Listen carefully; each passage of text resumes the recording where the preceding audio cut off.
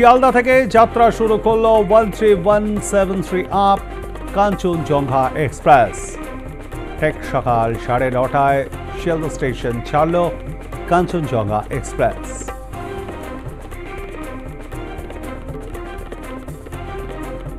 আমাদের সঙ্গে রয়েছেন আমাদের প্রতিনিধি rake Purkayastha. Rake, 13173 up Kanchenjunga express যখন শিয়ালদা ছাড়ে তার আগেই তুমি পৌঁছে গিয়েছিলে এবং সফররত যাত্রীদের সঙ্গে কথাও বলেছো, কি বলছেন তারা? প্রবীরদা, যাত্রীদের মধ্যে একটা আতঙ্ক যেরকম দেখতে পাওয়া গেছে কিছু কিছু যাত্রীর মধ্যে, যে তারা গতকাল যখন এই ঘটনাটা দেখে টেলিভিশনে, ঘটনাটা দেখার পর তারা ভাবেন যে আগামীকাল তাদের সেই কাঞ্চনজঙ্ঘা এক্সপ্রেসেই সফর করতে হবে এবং এরপরে তারা কিছুটা আতঙ্কের মধ্যে ছিলেন একাংশের যাত্রীরা। এবং অপর দিক থেকে আরো কিছু যাত্রীরা রয়েছেন যারা এই বিষয়টাকে একেবারে সেইভাবে প্রাধান্য দিচ্ছেন না, যে বিমানে দুর্ঘটনা ঘটতে পারে, রেলেও নিত্য যাত্রী কিছু কিছু ক্ষেত্রে দুর্ঘটনা ঘটতেই পারে, তার জন্য মানুষ তাদের যে ট্রেন লাইন বা লাইফ লাইন বলা চলে সেই ট্রেনের সাহায্যে অনেকে রয়েছেন যারা মাসে 4 বার কাঞ্চনজঙ্ঘা এক্সপ্রেসের সাহায্যে নর্থ বেঙ্গলের সাথে যুক্ত হন বা যাওয়া আসা করেন। তাদের ক্ষেত্রে অত্যন্ত গুরুত্বপূর্ণ, তারা বছরের পর বছর কাঞ্চনজঙ্ঘা এক্সপ্রেসের সাহায্যে যাওয়া আসা করছেন, কিন্তু কোনোদিনই এরকম ঘটনা ঘটেননি।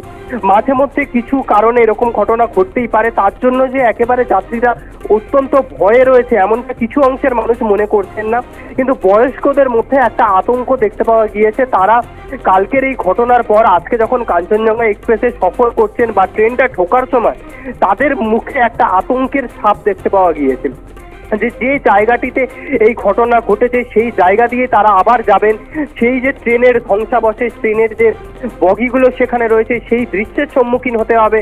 সেই কাঞ্চনজঙ্ঘা এক্সপ্রেসে, যে কাঞ্চনজঙ্ঘা এক্সপ্রেস করে তারা যাচ্ছেন, অর্থাৎ একদিক থেকে কিছু অংশের মানুষ যেমন এই বিষয়টাকে অত্যন্ত স্বাভাবিকভাবে নিয়েছেন, যে এরকম বিষয় হতেই পারে, কিছু কিছু ক্ষেত্রে দুর্ঘটনা তো বলে আসে না, এরকম বিষয় হতে পারে, আবার কিছু অংশের মানুষ অত্যন্ত ভয়ের মধ্যে রয়েছে।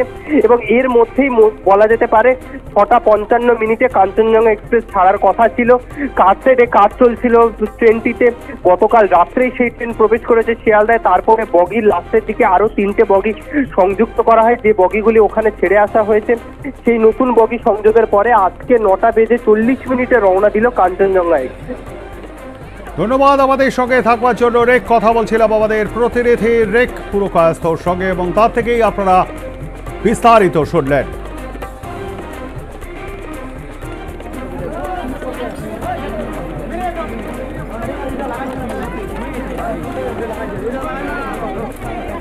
আপনারা দেখছেন এই ছবি 17 তারিখে, অর্থাৎ গতকাল সোমবার ট্রেন দুর্ঘটনা ঘটেছিল ঠিক সেই সময়কার ছবি। 24 ঘন্টা আগে, 24 ঘন্টা পরের ছবি।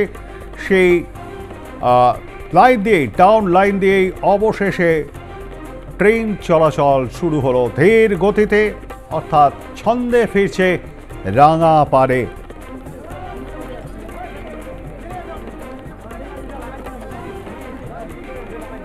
ক্রমেই ছন্দে ফিরছে রাঙাপাড়ে, এটা বলাই যায়। ডাউন লাইন দিয়েই, সেই ডাউন লাইন দিয়েই যেখানে গতকাল ট্রেন দুর্ঘটনা ঘটেছিল রাঙাপাড়ি এবং নিচবাড়ি স্টেশনের মাঝে, সেখান থেকে ট্রেন, প্রথম ট্রেন সেখান দিয়ে এলো অত্যন্ত ধীর গতিতে। অবোধ অসম এক্সপ্রেস ছন্দে ফিরছে রাঙাপাড়ে।